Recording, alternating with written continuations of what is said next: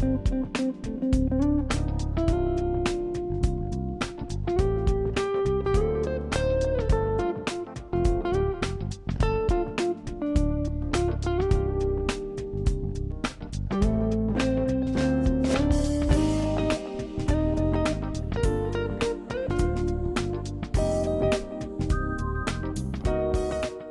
and welcome to Community Tapestry. My name is Napoleon Bell and I'm Executive Director with the City of Columbus Community Relations Commission.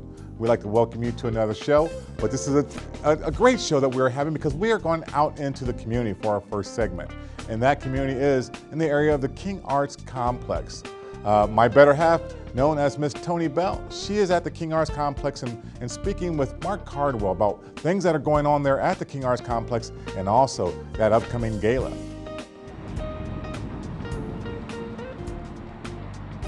Spring is upon us, and now's the time for festivities and galas, etc. Here to talk about the King Arts Complex Gala, as well as the programming and things that they do in the Central Ohio community, are Mark Cardwell and Javon Collins. Both are friends of Community Tapestry, and we're so excited for what they have in store for us this year. Welcome. Thank you so much, Tom. We're so glad to have you again. All right, what is the date of the gala? It is May 16th on a Saturday. And again, we're looking forward to another wonderful event. Nice. So you have some headliners. Who can you tell us? Is there a drum roll? Yeah, it actually should be a drum roll. We have neo soul sensation Avery Sunshine, who's had like a #1 adult contemporary song, "Call Me," that's been on the charts since last fall. And we'll have R&B legend Mr. Eric Benet. Eric Benet? Yes. What? That was a great drum roll. Whoa. Yes. So you have a little something for everyone then. Absolutely, and we're really excited about our VIP program. As Mark stated, we're honoring 50 years of the Voting Rights Act of 1965, and our VIP program will be moderated by Mr. Alex Shoemate, who is a very influential lawyer here in Central Ohio, and he'll be interviewing, and actually will be presenting all the past, present, and current African-American judges here in Columbus, Ohio. That's awesome. So how did you come up with that idea as part of the concept? It's a little different from years past, but you always come up with something amazing in store. Yeah, I would say, I mean, we're embarking over a lot of anniversaries in a sense, as the civil rights movement kind of took head about 50 years ago. So we're just kind of not really lucky in a sense, but it's just good that we are able to honor those strides that, have been, taken place by, here in America by our ancestors and people of the community to get us to the point of the King Arts Complex celebrating 28 years. So the party, the big known fact about the gala is that it is one of the best parties in Central Ohio for the year. What's the little known fact? Well, the little known fact is that the anniversary gala is our largest fundraiser of the year. And one of the things that, as the Assistant Executive Director here in charge of all operations, we see little money come in and a lot of money go out. And so I really want to impress on the community that not only is this one of the best parties that you're going to attend this year, but let the good times roll. Remember that the King Arts Complex needs your support, and we have programming going on throughout the whole year. And we'd like to see you for all of those events as well. Absolutely. I think people forget pretty quickly. We come Yeah. for an event, and things are so beautiful, so well orchestrated. I feel like the King Arts Complex is bar none to any other art house, to any other productions, to any other production studio. That does mean a lot, because we're not a large staff here at the King Arts Complex. And I think it was last year's Legends and Legacies we recognized, as you recall, Will Haygood, our own native son, for his body of work. And after the event, we were in the green room, and Will, who has been honored all over the world. Right, and who has Oprah Winfrey on speed dial. Absolutely. I'm sorry, Oprah Winfrey has him on speed dial. Absolutely, that's right. What he said to us was something similar to what you just said, that bar none of events that he had been honored at, that what we did here at the King Arts Complex was at the top. Right, and so one of the challenges of making productions go at the top is that it's easy for people, when you make it look easy, people assume that it's easy, don't they? Yes. And so what can we continue to tell the essential, how our viewing audience about the King Arts Complex? Something that will help them understand that it's a lot of work and there's a lot that goes on here. Well, Javon Collins, who is our programming director, and Central Ohio's own. That's right. Thank you. And all of the directors here are doing incredible work. We're a nonprofit, and so we don't have a lot of money for a lot of extra support, and so everybody is wearing maybe 2 or maybe 3 hats. Other duties as assigned. Doing other duties as assigned. And I guess I just want to continue to impress upon the community that this is an excellent and well-qualified staff that works here at the King Arts Complex, and all of us are here for the love. You know, we not only care about the community, but we care about bringing quality arts to the community. And it's arts that shift and change people from the inside out. And that's why we have that fire. That's what does it. You know, that's what puts us over the top, is the fact that we love what we do and we care about the community. So we just want you to kind of return that. You know, yeah, keep coming back, because the King Arts Complex truly is the gift that keeps on giving. Yes. And talk about some of the other programming. We've got the jazz arts series that happens on Thursdays in the summer. Talk a little bit more about that. Yeah, well, actually coming up, we have some of our youth programs. We have our Spring Academy, that'll be starting up this upcoming Monday, which is the day after Easter.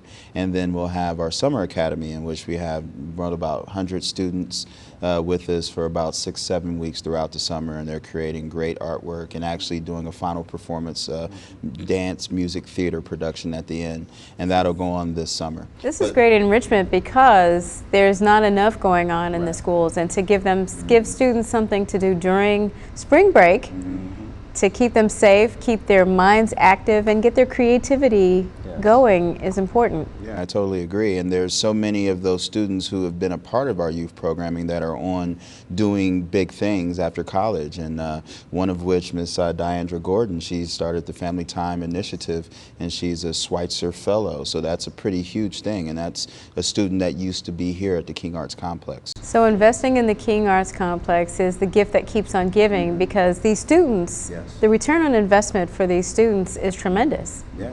And I got my scholarship to go to the Ohio State University in this very room when I was in 6th grade. So it just comes full circle. Go Bucks. Absolutely.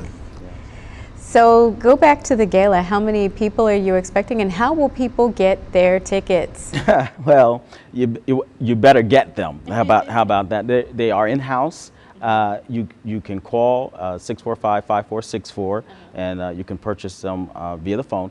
You can go to our webpage, which is thekingartscomplex.com, and click on the link, and you can purchase them online.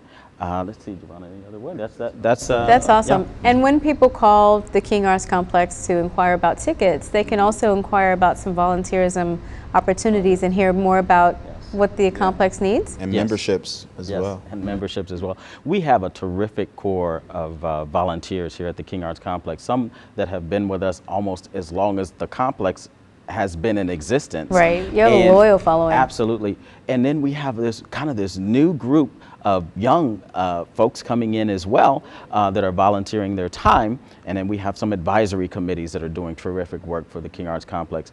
But we need everybody. We need more. So if you're interested in becoming a volunteer for the King Arts Complex, please give us a call, and we'd be happy to help that happen. That's awesome. Something else that I'm divinely aware of about the King Arts Complex is that this is an arts community and a facility for all people.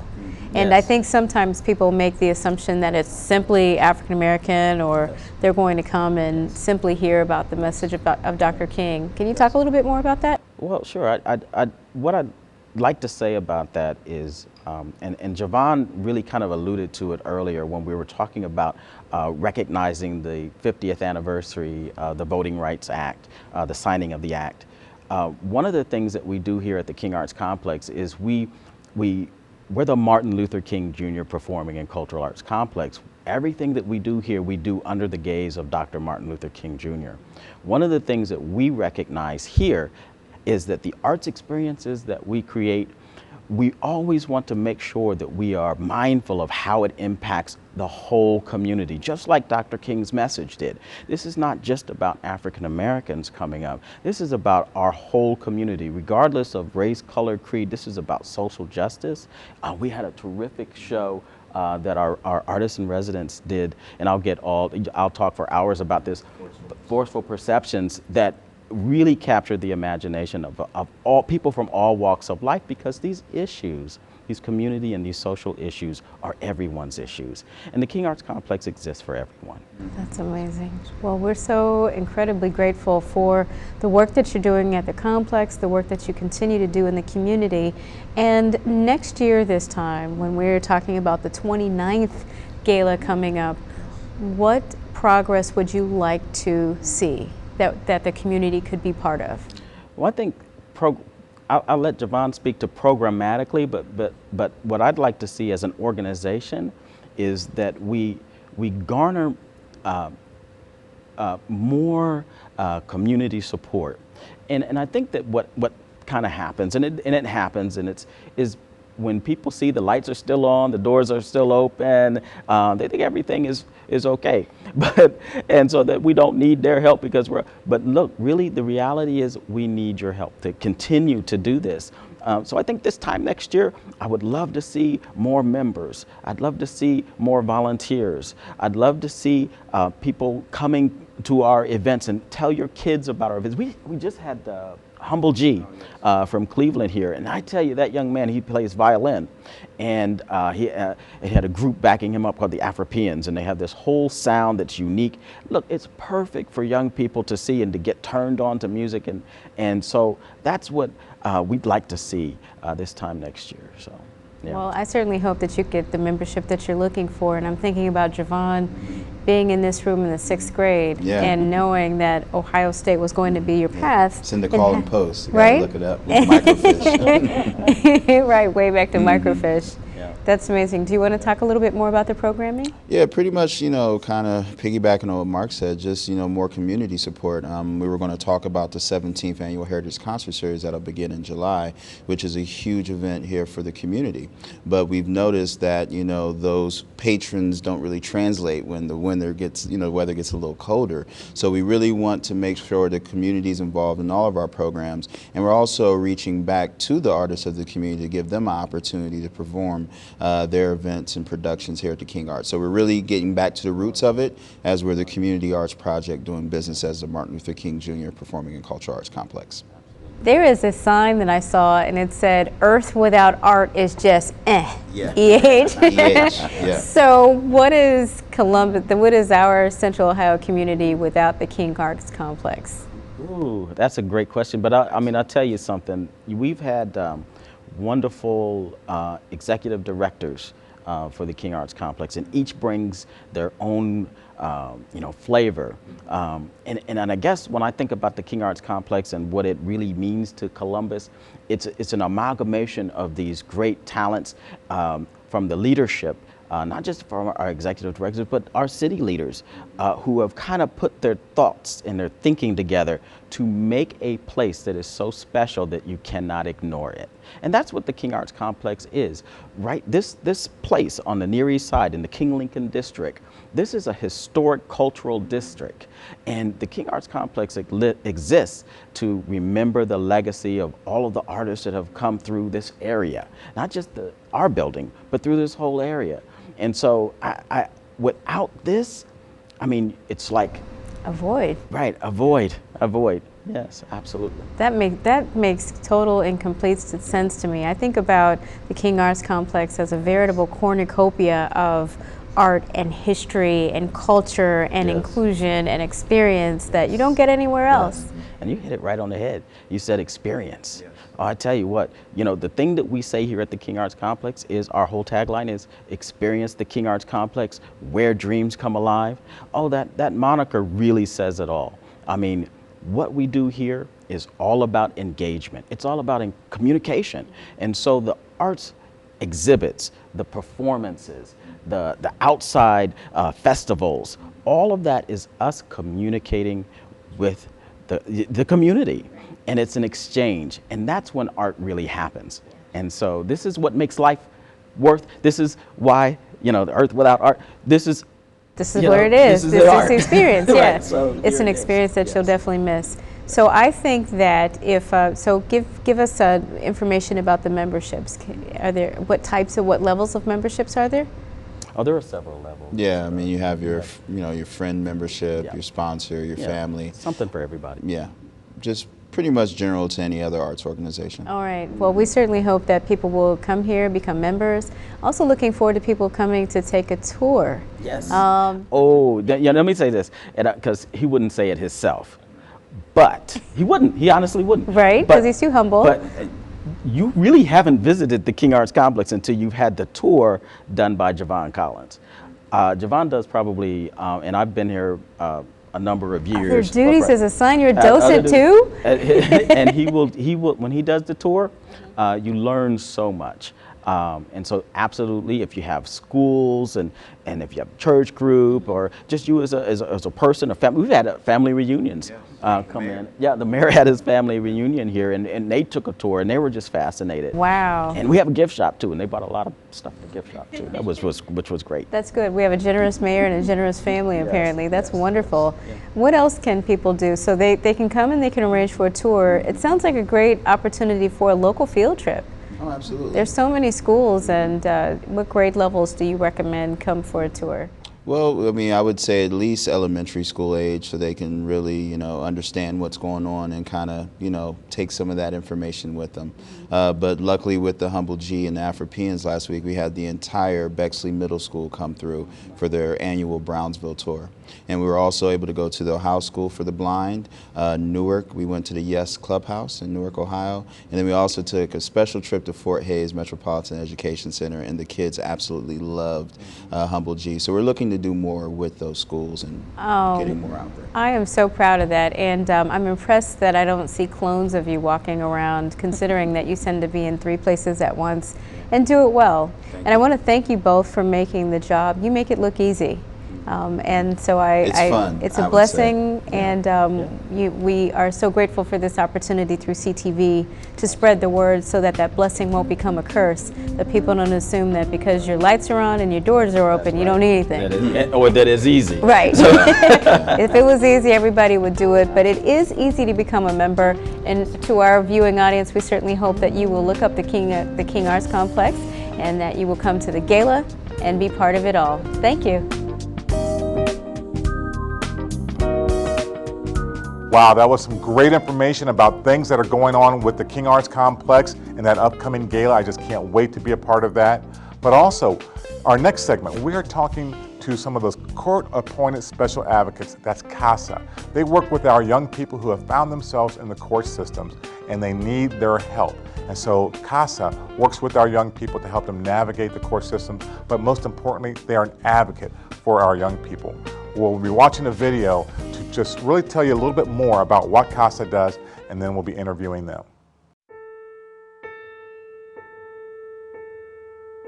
My name is Alonzo Portlock, and I'm 3 years old, and I'm sitting on the front steps. My brother and I were waiting for my mother to come out and take us to the beach. So our mother's inside the house doing what she normally does. She's probably getting high, but we're waiting for her on the steps.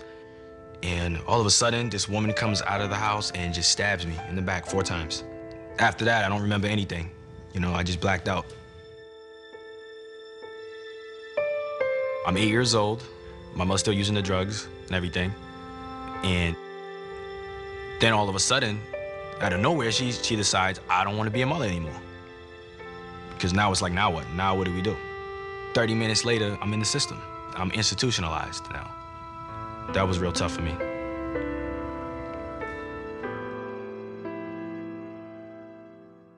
Hi, my name is Pamela Butler, and I am 6 years old.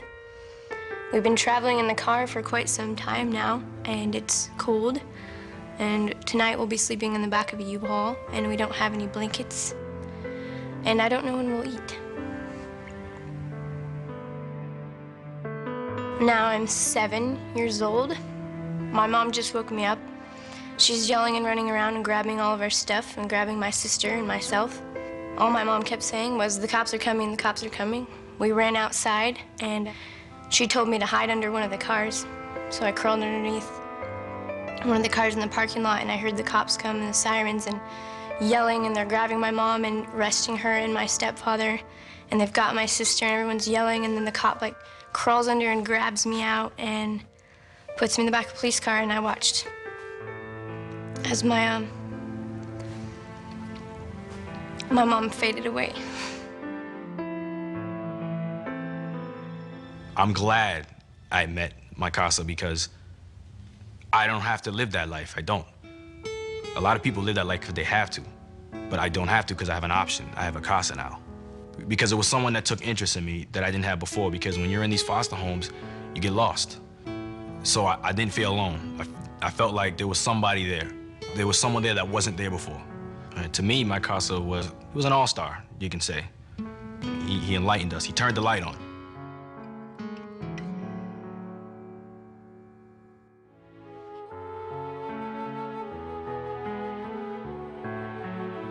To me, my CASA means a trusted friend, an advocate, a voice.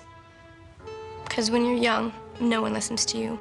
They really don't, especially in the foster care system.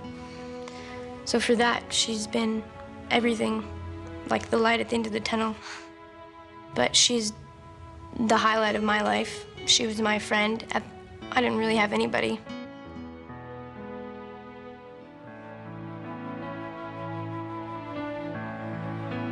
To give a child a CASA is to give them a voice, and to give them a voice is to give them hope, and to give them the hope is to give them the world. And I believe that with all my heart. I don't know what I'd do without my CASA. I don't want to imagine. Hello, my name is Napoleon Bell, and I'm the Executive Director with the City of Columbus Community Relations Commission. And we're speaking to two ordinary people, but are doing extraordinary things here in the City of Columbus, and for so many young people that need their assistance. I'm talking about people that work with the CASA, which is a court-appointed special advocates. So we're so happy to have them here to talk about what they're doing and how they're protecting and working with our young people who really need their services. So first of all, let me introduce those ordinary persons here with us. First on my left, we have Maureen Conley, and she is the Community Outreach Coordinator for CASA. I am. I'd like Thank you. to welcome you to the program. Thank you. And then on my other side here, we have Attorney Daniel Sullenberger, who's the lead attorney with CASA. I'd like to welcome you to the program. Thank you. You know, this is such a a great thing that CASA is doing for our young people, and for those who aren't familiar with CASA, Maureen, if you could first start out and just tell us a little bit about what CASA is and what they do. Glad to, thanks. Well, first of all, thanks for having us here today. We are the court-appointed special advocates of Franklin County, and what we do is to recruit, train, and certify regular, ordinary community volunteers to serve as advocates in court for neglected and abused children as they go through their period of protective services. And so we train everyone. We train people who come from the neighborhoods. We train people who are in their professions. We train anybody who wants to stand up and who has a passion for assisting children. And we use a special CASA model that has been proven to make a difference and is the difference in terms of a long-term success for that child in life. And when those cases are in court, our advocates are the ones who work closely with CASA team, and they give the judges and the magistrates the information that they need to make decisions about what's best for that child and the next steps during that process.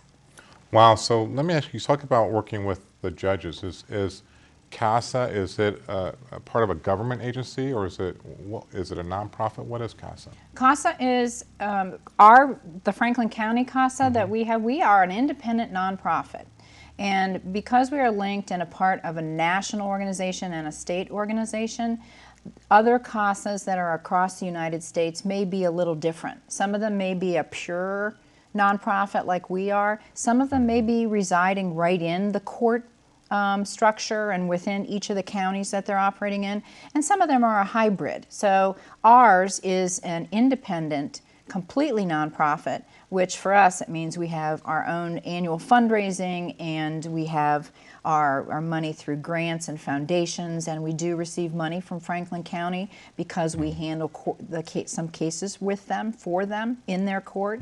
And so, but we are independent, and so that lends to the ability to kind of serve the children in a real profound manner. Wow. So, and you mentioned Franklin County. So, do you cover the entire state of Ohio, or do all of the other counties have their own CASA to work with their young kids? Well, over 36 at this point are in Ohio that have. We're nearing a good saturation point across the state. There's an initiative to grow the CASA organizations throughout the counties. Counties that are similar to us in terms of size and scope have been Hamilton County, Summit County, Lucas County. Surprisingly, to date, Cuyahoga County, one of the largest counties in the state, doesn't have the CASA operating yet. Our Attorney General, Mike DeWine, has an initiative to grow the CASAs throughout the state. But Franklin County was established in 1991.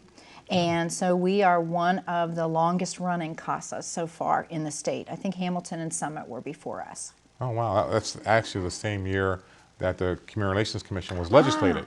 Was it really? So, yeah, this was time for people, I guess. Yeah, well, it was a banner year in terms of standing up for those who couldn't stand up for themselves. Exactly right. And I think that's probably not a coincidence. Exactly, exactly right. Well, Maureen, thank you so much. And Attorney Stellenberg, let me turn to you because Maureen talked about the process, or a bit about the process. So as a young person who was neglected or abused, finds him or her in the process of down at Children's Services and maybe into the court system, can you explain that process so that those persons who are watching can know a little bit more about how that process happens, and then how does how CASA gets involved, and how do you actually, there's so many kids going through the system, how do you find out these are the kids that we can help? Okay. Well, these cases start with Children's Services, and Children's Services investigates to determine whether this is a case that they need to be involved in to protect this child. And then they have a program, and most of their cases are actually handled through voluntary work with the families. Families agree that they need services, that need help, that enables them to maintain the children in the home and not have any court involvement. If, however, the case is a severe abuse or neglect case, or there are serious concerns about the child that cannot be handled through that voluntary program, then Children's Services files a complaint in the court, and that's the point where CASA becomes involved. CASA reviews those complaints on a daily basis.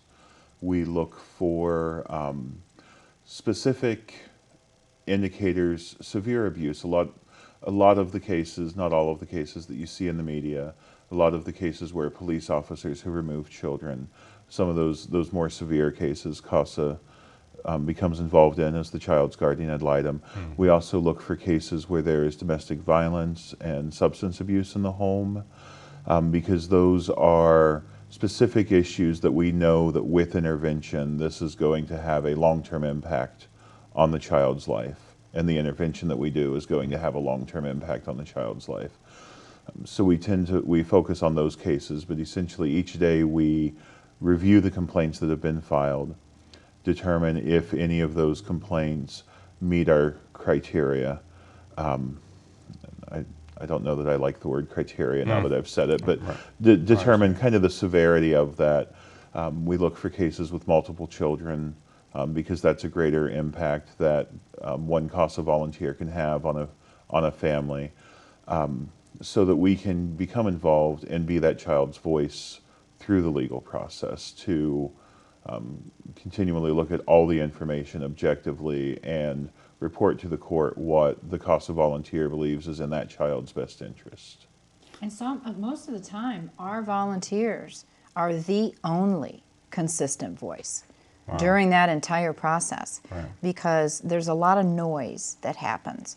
And when people go into court, everybody has an attorney. Everybody has something to say. And the guardian ad litem's and CASA is the only person, the only entity that is only and solely exclusively focused on that child. Right. Otherwise, that child has nothing to gain because everybody's deciding for them, and the CASA speaks for that. Wow. So the CASA or the guardian ad litem is the point person, the sole advocate in a sense for this young person that's not biased one way or another, but just purely focused on this young person. Right. Well, let's talk about the volunteer, because that's most definitely a very important part of this. What does it take to become a volunteer with CASA and that transition as a guardian ad litem to either one of you? I'll start with the overall, Okay. and then maybe Daniel could talk a little bit about what they do then. Well, first of all, these the guardian ad litems that we attract, they all have a passion for children. And the way that you become a guardian ad litem is that we have pretty rigorous requirements, and we're governed through that guardian ad litem through Rule 48 in the Supreme Court. And in addition to that, we follow a national CASA model of training and development, which lends us some of those core expertise that are different and that are distinctive and unique. And that's why we can serve children in a different way and a better way, so that they have a long-term, sustained kind of hope for life. And so we recruit volunteers who we ask them to consider joining us. They attend 30 hours of training, of pre-service training. They also have annual requirements for, similar to CLE credits like attorneys. They have continuing education on a regular basis, in-service trainings per year. And then we have some other requirements in terms of observations, background check. They must, of course, working with children. And then we give them the opportunity to participate in cases, and then we put them in a role where they assess and they spend time with the child on a monthly basis as a monthly requirement. And we require them to see the child at least once a month. Usually takes about 8 to 10 hours a month for a volunteer to do the visits with teachers and psychologists and the foster parents and the birth parents, etc., to see what's going on. File some reports with our attorneys so that they're ready for court, and then the other requirement is that we have them participate in the court appearances, and that's where they get an opportunity to share what they've seen and what they think might be best. Wow. Well, well, let me ask you this: how does then your position as a lead attorney work together with the volunteer? I supervise the case, and we have 4 attorneys on staff who supervise each of the cases. So every case is assigned to an attorney, and then the volunteer is there. The attorney's role is to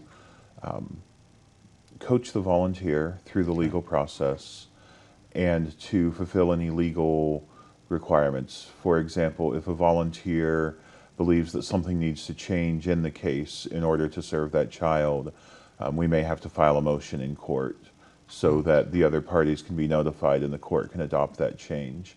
The volunteer ultimately makes the recommendation as to what is in the child's best interest and what the court orders should be, but the attorneys are there to provide support and counsel as the volunteer makes that and to represent that to the court.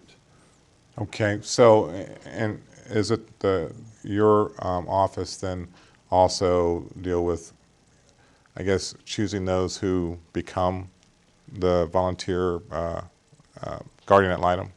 We have a volunteer director on staff who Okay. does all of the trainings. Our volunteers do a federal background check.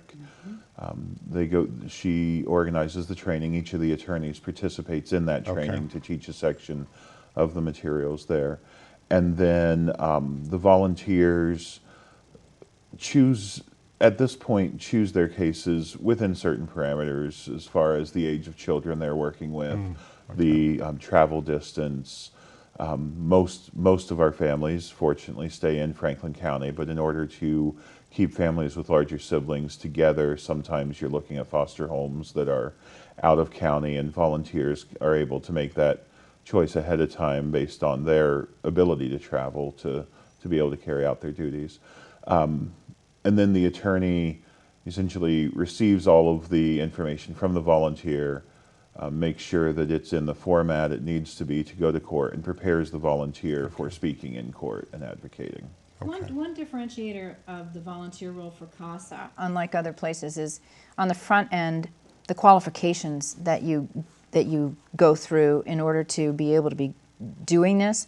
The other thing we do is we ask for a 2-year commitment. And that's so that in being that single voice for that child, that you are likely to be with that child through the duration of their very difficult time during that real vulnerable period. That's a very confusing time, that it's one guardian with that child throughout this 18-month to two-year process. Yeah, and I really like that because both of you talked about that long-term and sustained. And I think that's so very important because already you have a young person who has grown up or has been in a household that either is neglected and or abused, and so they're already not trusting. So and they've already could have been passed around. So during this time, as you speak about the most vulnerable time, you don't want to pass them off to somebody else at that time. You want to see them through the entire process. Well, and we find that the effectiveness of the CASA model happens at 2 points during this process. It happens as they're going through that period, in that front-end protective services period, because CASA kids, they tend to spend less time in foster care. We also know that the judges tell us, and the magistrates report, and this is documented through all the CASAs in the United States, that the reports are better, so that we have a better understanding of what's going on in that child's life, that there are more services delivered, because you have this voice who is the constant identifying resources in the community for that family that no one else is kind of focusing on. And so there's magic that happens while they're going through it, and then later in life, they're less likely to abuse substances, they're less likely to be incarcerated, they're less likely to commit acts of domestic violence or abuse themselves. And so the good news story is that the CASA model works, and it works both on having an impact in the short term and also in the long term on a community-wide basis. Well, I mean, that's totally what it sounds like, and it's a holistic approach to really, bringing together family, but also, holistic, wrapping their arms around these young people to really make a difference. So, in making this difference, is this a problem that is, I don't say out of control, but what about the statistics on this? How many young people do you have that you're dealing with through CASA on an annual basis, and then the bigger picture, what is it looking like overall? Nationally, there are about 650,000 children in foster care. And in Franklin County, I think we had 30,000 children last year, and I think approximately almost 12,000 investigations related to neglect and abuse. And flowing through that, I think almost 3,300 cases ended up in juvenile court related to Franklin County. Wow. And of that, because of the focus that Daniel talked about in terms of the specificity and the circumstances of some of the things that we look for in cases, we only handle about 23% of the course of those types of those cases that are flowing through. And the good news is we're doing a lot more outreach and marketing and community development to reach more volunteers so we can serve more children. We had a huge increase last year, was the best year in terms of our service to children, over 820 children. And the bad news is the numbers are still growing. Right. Right, and that was interesting when you were saying that. The good news that we're able to serve that many young people, but to have to serve that many young people, we know that we've got an ongoing issue that appears to be growing. And with that growth, what do you see? Well, with the issue in general, what do you see the main issue is, and then also what do either one of you see what are the additional impacts as far as why are they coming through the system and how it's being addressed? Okay. And if I understand the question correctly, the biggest issues that I see that are impacting and causing situations where children are neglected and abused are substance abuse and domestic violence. We have a high number of the cases that we see, even if they don't come in with a substance abuse component in the complaint, it's very rare to get into a case and not find that there's a substance abuse component somewhere in that family. Okay. That often goes hand in hand with mental health services for being available for the parents. A lot of substance abuse appears to stem from attempts to self-medicate mental health issues. Domestic violence, I think, is tied to that. I think when someone's dealing with addiction and mental health issues, that makes it that much more difficult to be in a healthy relationship, and all of those things affect the well-being of the children in the home. And some studies that I've read would say it doesn't even matter if a child's seeing the domestic violence. If they're in the next room and they're hearing the conflict, that still has a negative impact on the child. And those are the things that are often generational. So intervening in this child's life is going to hopefully prevent that same situation from arising in the next generation in that family. Right. You know, other factors that we see are the same ones that when economic times are hard, it impacts the smallest of our community, and that's those children. Right. And so in addition to those factors, we're surprising in learning how poverty, not just the existence of poverty, but hunger, and the overall economic climate in terms of the impacts that it have. And it's the spiral and the circle of the whole cycle of how those things get developed. And it's just when you think you're moving into a factor being checked off the list, the substance abuse or the mental illness or the domestic violence will raise its head again in the community. So it's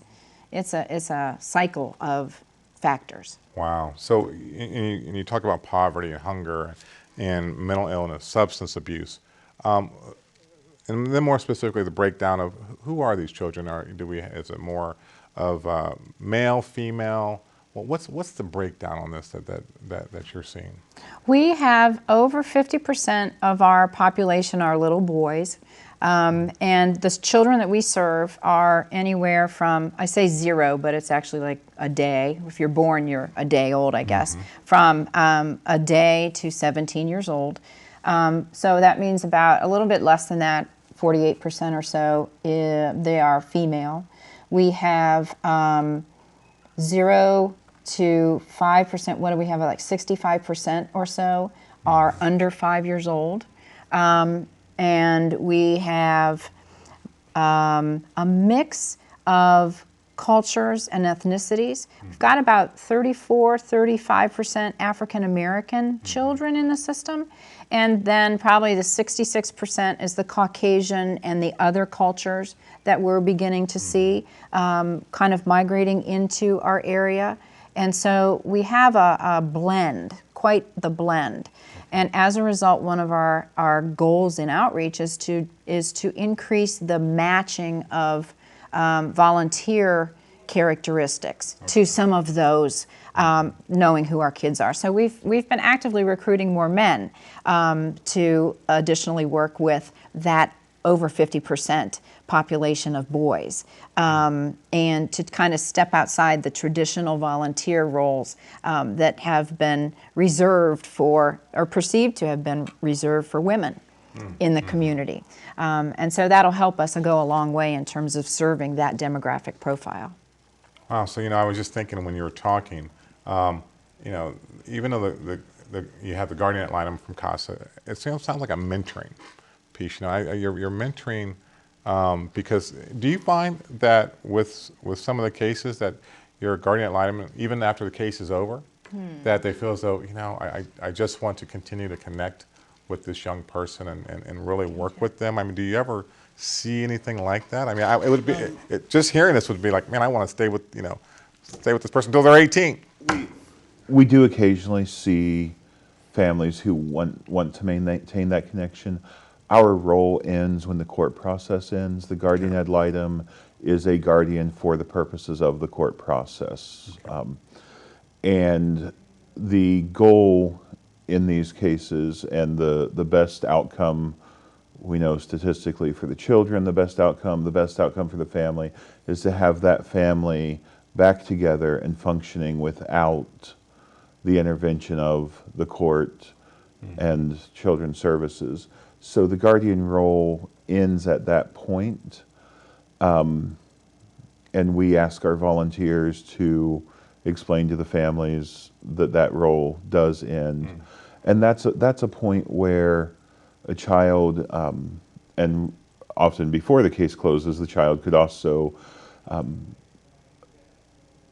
use the resources of the Boys and Girls Club, of Big Brother, Big Sister, to reach out for more of a life mentor who's not matched to the court process. Okay. That would be tough. I could just see it as myself, you know, and working as a guardian ad litem. I mean, you really want to see this thing not only through the court case, but, you know, but if you are able then to pass that off to somebody who you know will be there and be there through the rest of the process, the next step in this young person's life, I think is amazing. I think it is tough for some of our volunteers. It's tough for me on some cases, but it's also, you know, the best day of my month is the day a case closes with the children back with their parents, and I know that these parents have gotten the help that they needed to be able to parent their child and keep their family together without anyone looking over their shoulder. Wow, most definitely. Most definitely. Very, very, very well said. So with some of the parents, and we talk about parenting, and we have a very diverse community and a large and growing refugee and immigrant populations, and but even with them and those who have been here, parenting has changed. 20 years ago, you know, we felt it was okay to spank the kids and this, that, and this is how we've grown up. And do you see that, you know, it's that, you know, when cases now are coming, you know, going through the court systems and what have you, are those cases of some that are just, you know, raise their kids differently, and that's the way it's always been. And do we see more of that now? Is that potentially why we're seeing an increase in cases also? Big factors. Some of the things that I've learned from Children's Services actually is that not just the parenting styles, but across cultures, parenting can be different. And so as your population shift and demographics bring in new peoples with new habits and new traditions, et cetera, that those things are. But the other thing that has happened is there are more mandated reporters also, that there's more scrutiny in terms of what is the best treatment of children these days. And so in addition to those other factors of being a good parent or being an educated parent, households have changed so much. You have more single person households, more single mother households, et cetera. And that in and of itself is not the differentiator, but it means that there's a lot of other factors coming into the parenting mix that we didn't have before. And so it's a little different in terms of how our entire society is parenting. So all those things are playing a role in the changes and the shifts, and it's kind of a moving target at this time in terms of trying to predict what the next wave will bring. Right. Did you have additional? I'm going to be a little too politically correct maybe and say that rather than bad parents, I see bad parenting practices.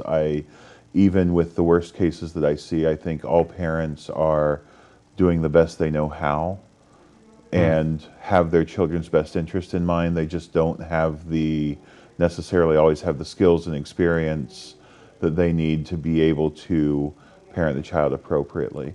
I think when we look at parenting practices and especially at considerations from other cultures, when I read complaints, I see the focus is on the injury to the child. It's not on the parenting practice. Okay. So you or I or Maureen might all have a different opinion on whether a parent should spank a child. But if a parent is spanking a child and not causing an injury to that child, that's a parenting practice that they've chosen that's their right as a parent. When you are looking at abuse and neglect, you're looking at injury and impact on the child. Gotcha. So very, very true, because I was just thinking that some of that parenting is passed down through generation after generation. Right. My dad beat me with a belt or beat me with a 2x4, and that's what I'm going to do here. So, but to your point is that when it comes to the abuse of welts and this, that, and the other, that's where we really have a severe issue. Well, we've got a few minutes left, and I just want to ask you, April, it's a big month for CASA. Well, what's going on? We have so much going on we're excited about. First of all, it is National Prevent Child Abuse Month. Okay. And to celebrate that, we'll be having a lot of awareness activities going on. Another one that's a big one for us is that we're excited and proud of all of our volunteers because the work they do as a guardian ad litem is amazing. We have National Volunteer Week, which falls April 12th through the 18th, and a big celebration that will all of the activities will culminate at the State House in a kickoff the day before Ohio CASA Day. Ohio CASA Day is April 30th this year, and there'll be a kickoff at the State House on the 29th, and we'll be celebrating with our colleagues across the state, bringing awareness to the guardian ad litem role, to CASA, and we'll be sharing that with the legislature and a few special guests, and to celebrate Ohio CASA and the role that CASA plays in keeping and protecting our children in the state of Ohio. Wow, big month. Well, last question. If I wanted to be a CASA and a guardian ad litem, who do I call? How do I make that happen? We try to make it as easy as possible. The best thing to do is to visit us at casacolumbus.org. www.casacolumbus.org. We have applications online, and come and visit us for a Voice of a Child tour, get an idea of what goes on in our courts, and then fill out an application, come in for an interview, and join us with our guardian ad litems, or give us a call because there's lots of other volunteer opportunities that we need to get some assistance with at CASA as well. We're down in the courts building, downtown Columbus, and we're at 373 South High Street. And what's the phone number? It is 525-7450. That's area code 614-525-7450. Excellent. Okay, thank you for being here. And we'd like to thank our viewing audience for being here, for ordinary people doing extraordinary things with CASA. Get involved with CASA. Give them a call. Find out more about them, because they're doing some great things to protect our young people and giving them a voice through the court systems, and also that footing throughout their life.